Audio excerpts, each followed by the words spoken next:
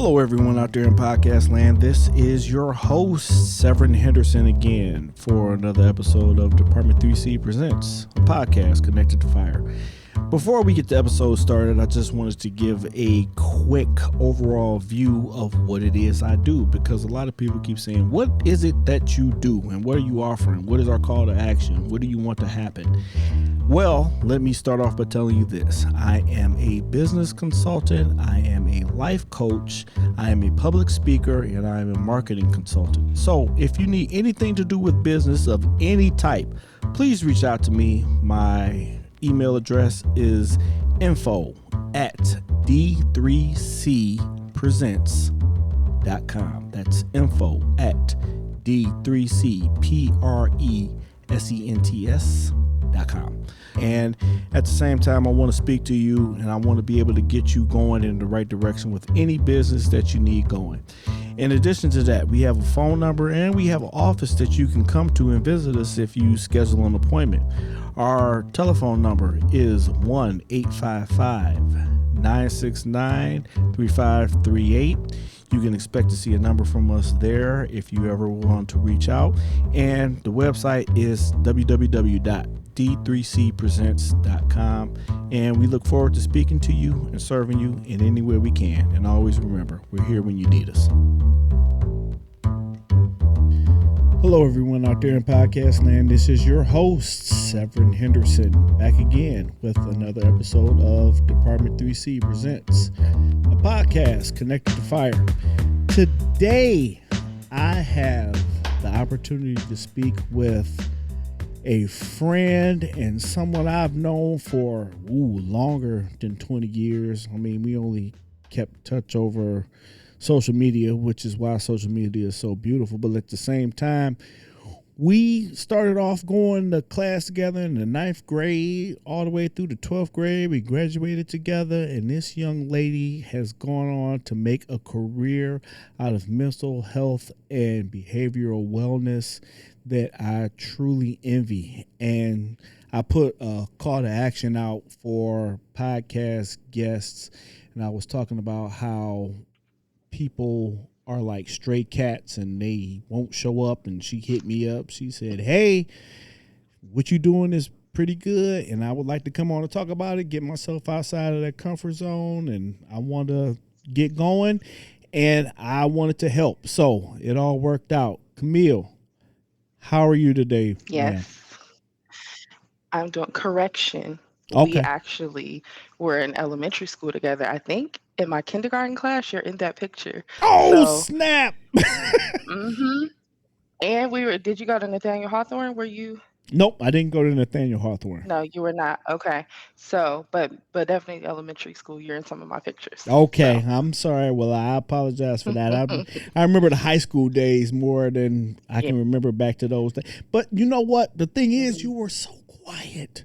Like, Mm-hmm. I was. And I actually remember senior year, like most popular, this or that. And so I was voted quietest yep. and prettiest hair. Yes. And we took that corny picture in the library. Yeah. Yeah, I was on the Hmm. yearbook committee and getting rounding everybody up for things. So, yep. Yeah. Yeah.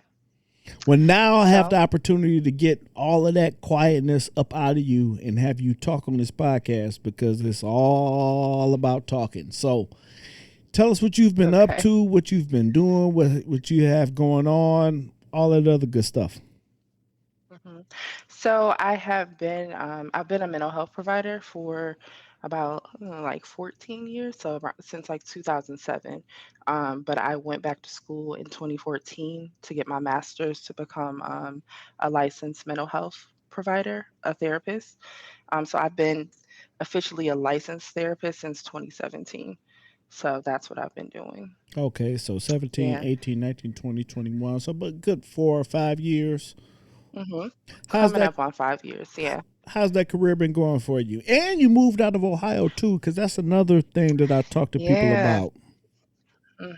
So I moved out of Ohio, I think So I went to University of Cincinnati right after high school. Hmm. And then after that, I moved back home because I got my degree in something.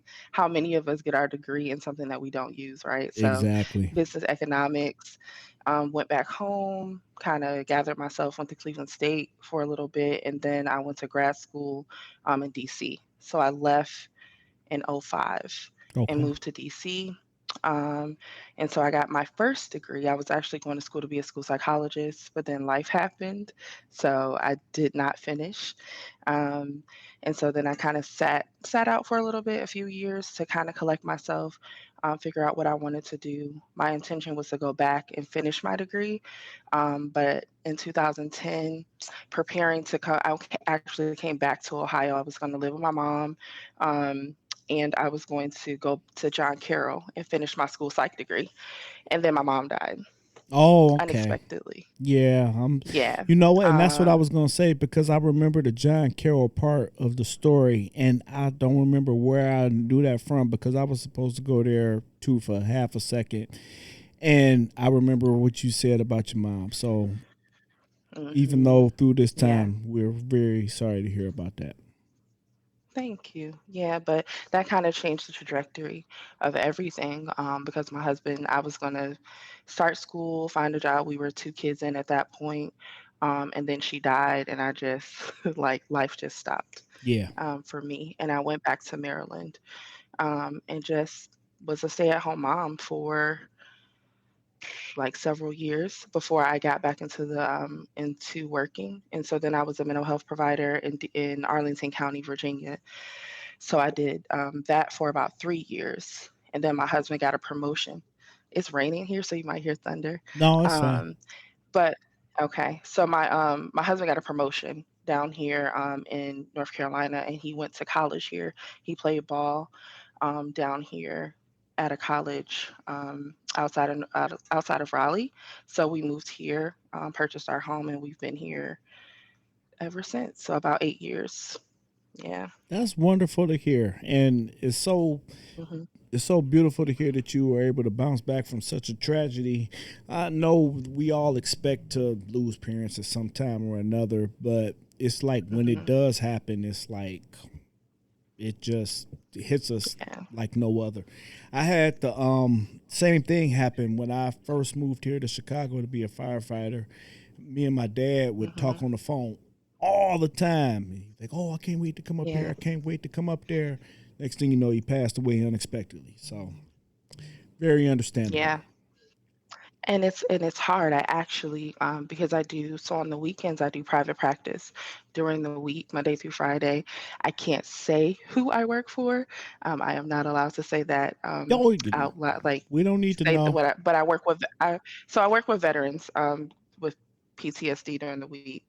But on the weekend I have my own private practice. Mhm. And today I actually my last session for the day, um, my client, her dad died today, Oh, okay. Yeah, right? that's very sad to So hear. it was kind of like, right? So processing it's hard. Like it's a hard loss, especially I think when it's unexpected, like when you're not expecting it. Hmm. Um, yeah, it's a hard space to be.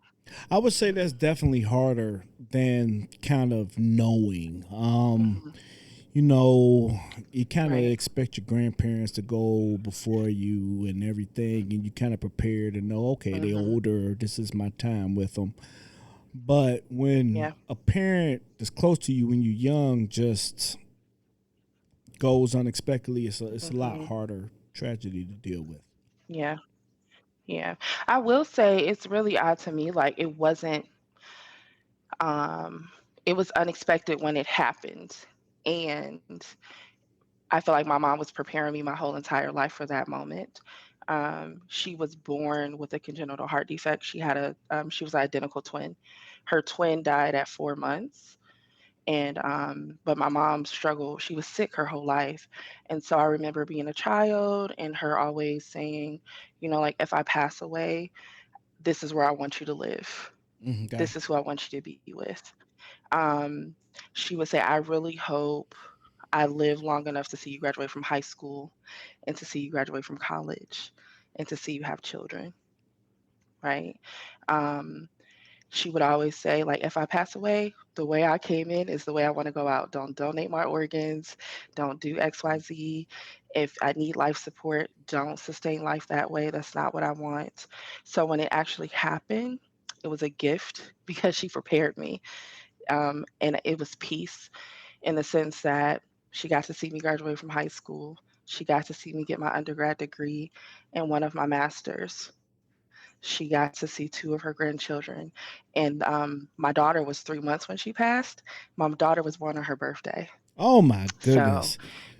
hmm Don't start that yeah. on me. I've been sitting here talking to people for a long time. You're gonna make me tear up. Well, if you see the video, I'm already tearing up. But that's beautiful. That's absolutely Yeah. positively beautiful. You're only child? hmm I am. Believe it. So there's okay. So let me tell you this crazy story really quickly. Okay. So have you heard of Ancestry? You heard of Ancestry.com, right? Absolutely. Ancestry? Okay. So 2014, a long time ago, I was like doing surveys and stuff, and so they sent me a kit to do for free. And so I did the DNA kit for free. I did, I wasn't gonna pay for it, but they sent it, so I did it. And so it sent because I wasn't sure is it legit, whatever. So came back, and so over the years, a lot of my family has started to take the test. So Father's Day weekend, I get a message from someone who says, "Hey, I'm adopted, but we just matched as close family members, as either siblings and or first cousins." And I was like, okay. And it was this young man. And I looked at him and I could tell he was family just from looking at him. Mm-hmm. So we compared notes. I actually thought he was on my mom's side. His adoptive parents grew up a street over. They grew up on Guardian, a street over from my grandparents on Brookfield. So I'm like, well, it must be one of my uncles, right? Because he knew who Yeah. his mother was. So like, it must be one of my uncles from my mom's side, and he favored one of my uncle's kids. But then we started comparing relatives that we had in common. He turned out to be on my dad's side, and we determined that it was either going to be my father, because my dad's a twin too. Fun fact: my mother is identical twin. My dad's Oh fraternal. my God. Um, that's that's so, that's so that's very interesting. right? So it turned out it was going to be between my dad being his father and my uncle. And so I was so excited because I'm like, oh my gosh, I might have a brother. Like I was so ecstatic. No. So it turned out to be my cousin, not not my brother, but still another family member just the same. But yes, I said all that to say I'm an only child. As a kid, I was okay with it because what I didn't want to share, I got everything I wanted, right? But as an adult, you're an only child too? Yes, that's why I could Yeah. hear it. That's why I could pick up on it. hmm Yeah, but as an adult, I wish I had a sibling. It Yeah. can get lonely sometimes, right? Because your siblings, like I have 3 children, and we always tell them hold each other down, make sure make sure each other's okay. Like you guys are going to be together longer than you're going to have mommy and daddy, right? Yeah. So I have friends. They're close friends. I have a lot of good friends I've had for years. However, they're not obligated to check on me, right? I totally understand that, and I don't know if you remember Yeah. Troy, from high hmm school. I do. That Yeah. is my BFF, my brother for life. I have Troy on some of my like beneficiary stuff. So if Oh, something, wow. if something Yeah. happened to me, that's the dude that gets it. Now, don't knock me off and then try and hold up Troy and try and get it up out of him. Not you. I'm talking about the Right. people in the People listening. audience. But yeah, I know I know what you're saying. I know what you're going through. Like when you don't have hmm siblings. Like when you young, it's cool. Yeah, I'm the only dude to come to the hmm school with these new J's on and Yeah. everything else. And but then when you get old, wish you could trade all that in for somebody to lean on. But I have a lot of good friends and family, like my aunts. Um, that was the other thing I was gonna say, because one thing they said to me just the other day, they said I was doing something for my mother. They said, "Well, she been our sister longer than she been your mother, so get out of here." So Mhm. We sometimes forget, and I have that discussion with a lot of my clients sometimes. It's like when we get caught into that like trauma cycle about things that happened to us and things we could control and the people who were responsible for taking care of us didn't do what they were supposed to do. I always remind them they had lives before you, right? They were people before they were your parent, yep, right? And you have to extend the grace and the understanding that they had a life story before you existed. yep, And at some point, getting to the space of empathy at the just being human beings, right? I always tell my clients, like when I meet them and we're trying to figure out if I'm the right therapist for them, I always say, I'm human first. I'm human first. So I'm not perfect. I'm going to make mistakes. The important thing is to bring it into the room when we're having therapy so that it doesn't become an interfering behavior in the work you're trying to do. And I think realizing that your parents are human first. yes, that's a huge thing. That and Yeah. something that, like you said before, they said that to me. It's and as old as I am, they just said that to me like 2 weeks ago, and it made me Yeah. realize, yeah, this woman has been a person before I came along, and it's Hmm. hard for us to think Yeah. that, but it's the case. Yeah. Yeah. Absolutely. Absolutely. I used to call my mom, like we talked like 10 times a day, and sometimes she wouldn't pick up. And I would be like, the audacity, like, what are you doing? That's more What do you? important than me, Yeah, right? yeah, Yeah.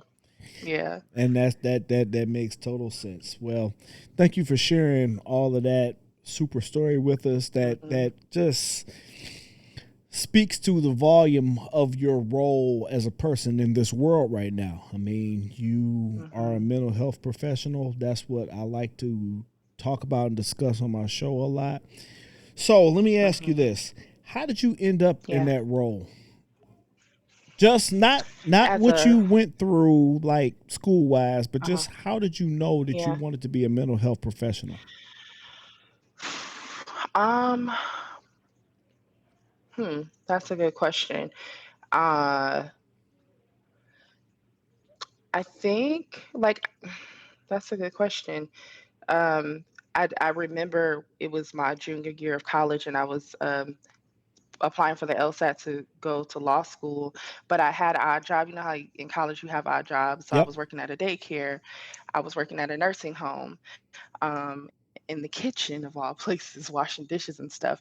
But I loved connecting with the children, right? And then at the nursing home, I was in dietary in the kitchen, but during my breaks, I would go sit out in the living. I wasn't supposed to either, but I would go sit out in the dining area with the residents.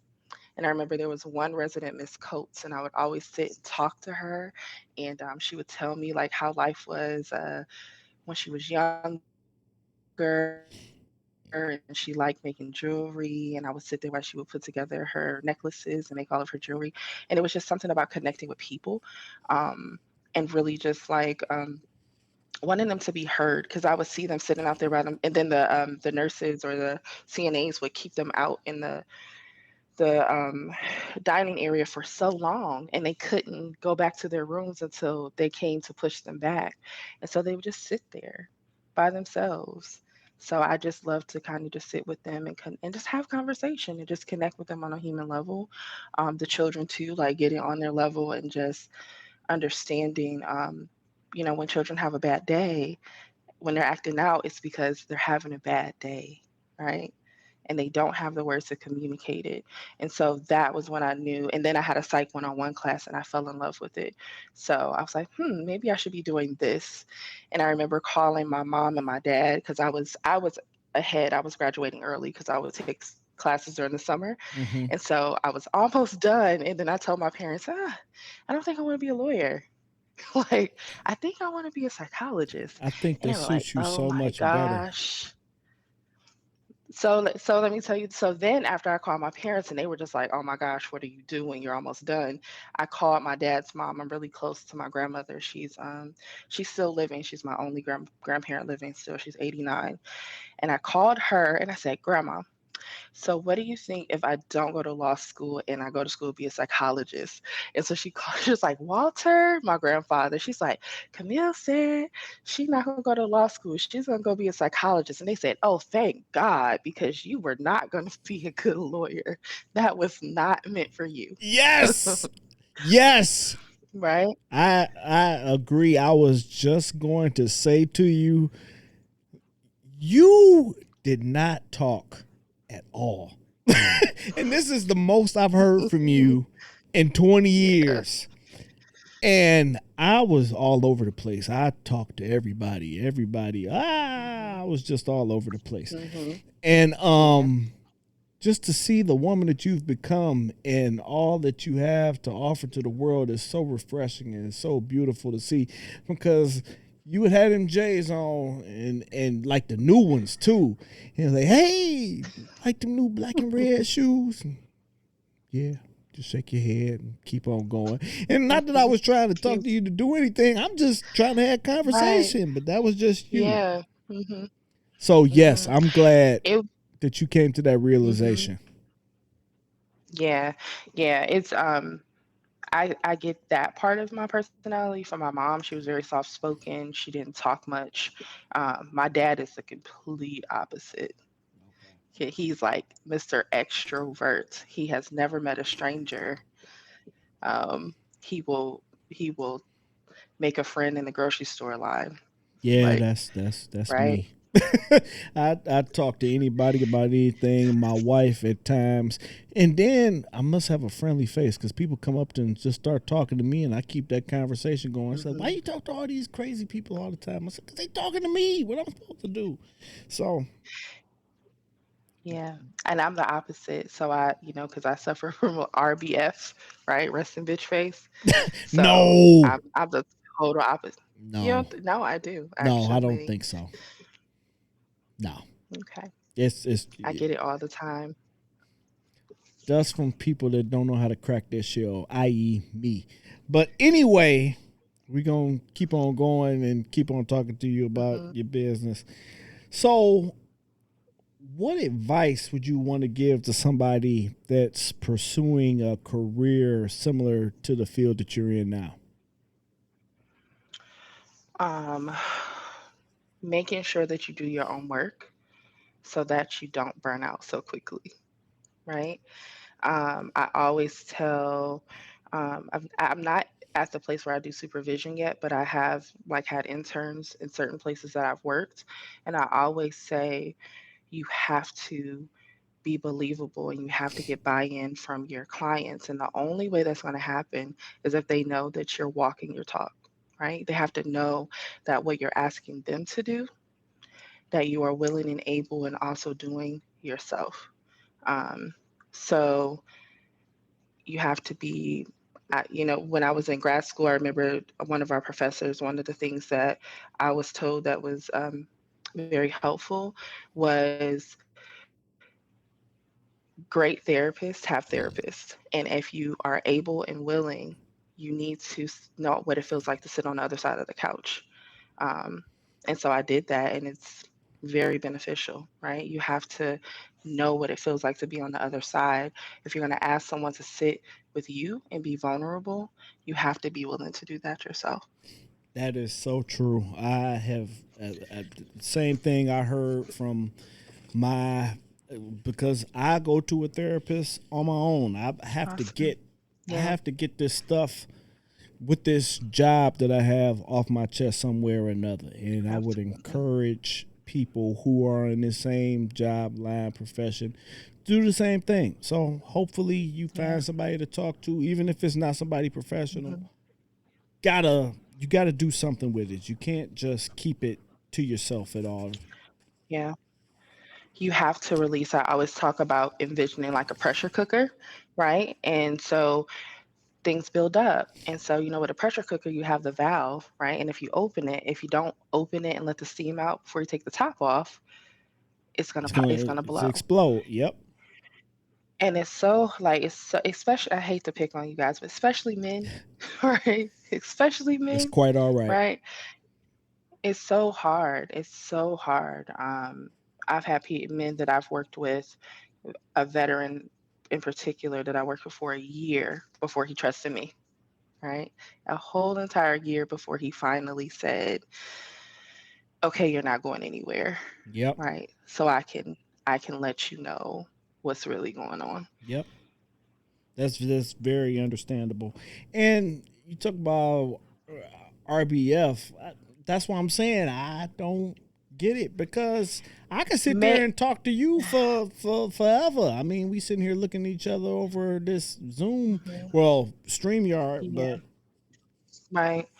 But I mean, it's a little bit of a different comfort level, even though we haven't seen each other in years, right? hmm But I know you, right? So it's a different comfort level, okay. um, than just someone I've never met before. Like, put me in a room of other professionals and tell me to network, nightmare, I can like understand that. nightmare. Small talk, not my thing.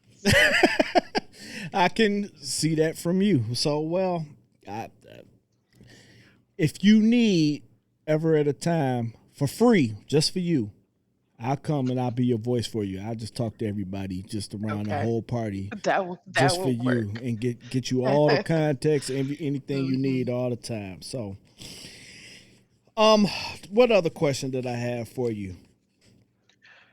What is what keeps you going? That's kind of a because I know what keeps me going, so I would think it's the same for hmm you. What keeps you going to keep helping people in your mental health crusade? Um, what keeps me going? Yep. Knowing, because like with therapy, we don't always see the work that we're doing, we and the goals that the clients are working towards. We don't always see it come to fruition. So that can sometimes be hard because we don't get that immediate gratification, That right, or validation from the work that we do. I can see that.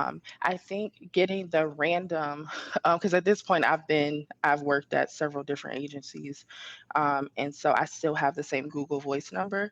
So when I get the random text from like a client I worked with a year and a half ago that says, "Hey, I got custody of my son back," or "Hey, thank you so much. I finally got that job we were talking about. Like, I did it," or like I've been consistent with, getting out and doing XYZ and my depression's not so bad. Like, just those random little texts, that's what keeps me going because I may not see them get the results that they want or meet the goal while we're working together, but to know that the seed was planted and they continue to do the work and to get those random messages every once in a while, Yep. it lets me know like the work I'm doing is worth it. Okay. I am going to let you escape because I don't want to keep you for too long. It's been about 30 minutes talking to you, and I Okay. really appreciate you talking to me and speaking hmm everything. But I have a few more questions, just regular. Okay. As far as your hmm career goes, who would you say hmm was most influential to you to get kind of get you going? Who helped you out the most besides your parents, your family? Like maybe hmm a teacher or somebody that you can say pushed you to really get going. Um, I guess like my first supervisor, when I had my first supervisor for practicum to be a therapist, she was very influential. She told me, um, find a niche, right? It's good to know a little bit about everything, Mm-hmm. but it's awesome to have expertise in one particular area. And so I honed in on trauma and anxiety and doing Specialize. dialectical behavior. Yeah, Yeah, exactly. become a So sniper. her, I mean, and she was a boss. Like she was just covering like the outpatient services when I first started working there, and then she worked her way up to the clinical director of the whole company. while she was still like getting her doctorate. She was just like she was a motivator. She was a motivator for sure. Yeah. Okay. Well, offline, I want to talk to you some more just personally. I'm telling you right Mhm. now for all the audience to hear about some of the trauma Mhm. things that I want to present to my audience a Mhm. little bit better. Mhm. But two more Mhm. questions, and then, like I said, I'll let you escape. Okay. Okay. What's a Okay. common myth about your profession that you would like to debunk? Anything that people think that you say, nope, that's not true. Huh. Nope, that's not true. Um, hmm. Yeah, I got the best What do questions they? ever. That I know that's a good question. What did um I think the common misconception that's frustrating for a lot of us and as mental health providers is that there is a hierarchy in like in order to get the best treatment, you have to go to a psychologist who's a doctor. Like you have to go to someone who's a doctor, right? And then you have us master level clinicians. Um, we do the same thing, I right? know. It's just how they have a little they can assess, they can test you, like psychologists can give you testing, psychiatrists can give you medication. However, social workers, clinical social workers, licensed clinical social workers, and I'm a licensed mental health counselor, we have a lot of specialized we have a lot of specialized We hanging out here after. I Yeah, see. this is the last show of the day. So, like I said, Okay. we're gonna have you It come makes on me as a repeat guest because this is what my okay. show is mostly about is mental health and everything Mhm. else. So, Mhm. Yeah. Yeah. I'm sorry, I Okay. didn't mean to stop you. I don't remember what I was saying at this point, You were just talking but just about. basically, yeah, about the different levels. So basically that you get better treatment from someone who's a doctor versus someone who's a master level clinician. I kind of give the comparison of nurses and doctors, right? Like we do a lot of the heavy lifting, right? As masters, and not taken away from psychologists. They earn they earn that doctor behind their name, but I think sometimes we just get a bad rap as masters level clinicians. I can see that from the layman's terms, like from somebody that doesn't have any idea what's going on. I can see that, and I Hmm. appreciate you debunking that fact because Yeah. more more times than you know, people think. And it's one Hmm. other thing that I would like to debunk for you, and you can tell me if you agree or Okay. disagree. But people Hmm. think you go to a psychiatrist or psychologist and that they just fix you like you're a car or like you're a Oh, robot. Like you yeah. just tighten a Hmm. few screws, you Hmm. change a few parts out here, and Hmm. then they ready to go back out to the world. Is that the case or Yeah. is that not the case? It is not the case, right? People always say, I'm coming to you to tell me what to do. And I always say, that's not my job, Yep. right? I don't tell you what to do. It's kind of like there's a guy on social media on Instagram, Kier Gaines.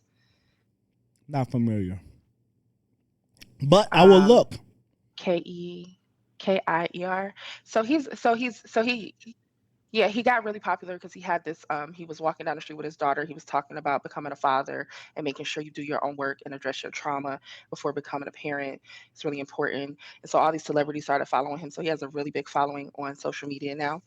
But he gave this analogy of he's also a licensed counselor. He's a therapist in the DC area. And so he gave this analogy of your therapist is kind of walking the path with you. Like you're hiking and they're walking the path.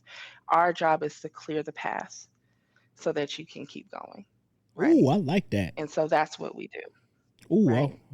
I That's wish what we I do. wish that was yours instead of his. But okay, It's I'm gonna not look mine. him I up. have a couple analogies. Maybe next time if we do a part two, I have my own analogies, but that one right there is Ooh, way to keep that thirst going. I'm with that. That's exactly what I yeah. want to hear. The last question, and now you got to come Hmm. back. You have no choice.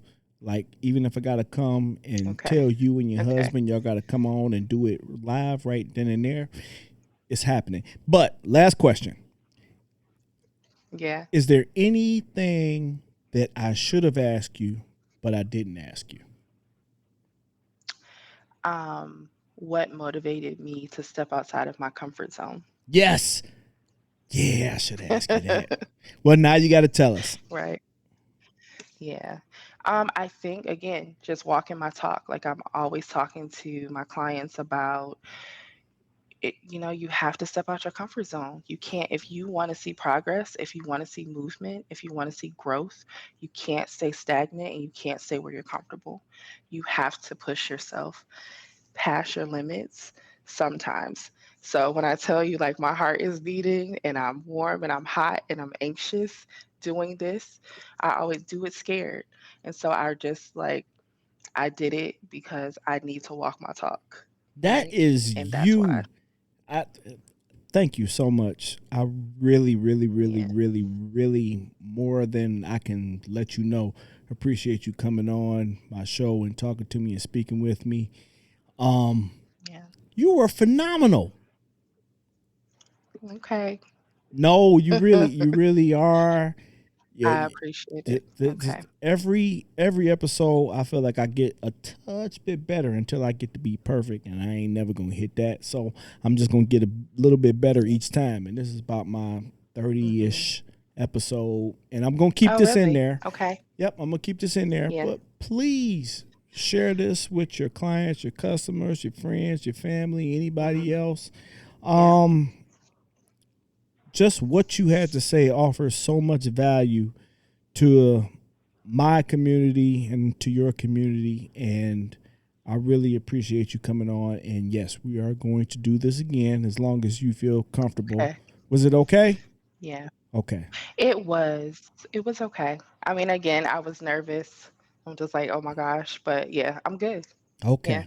The more you do it, the more you do it, you desensitize yourself. You take the power away from what scares you, There you right? go.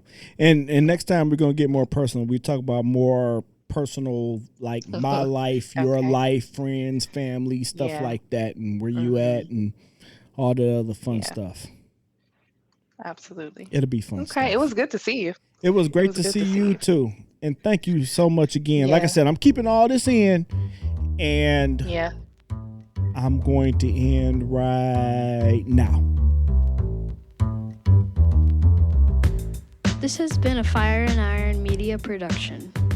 You have something to say, people want to listen.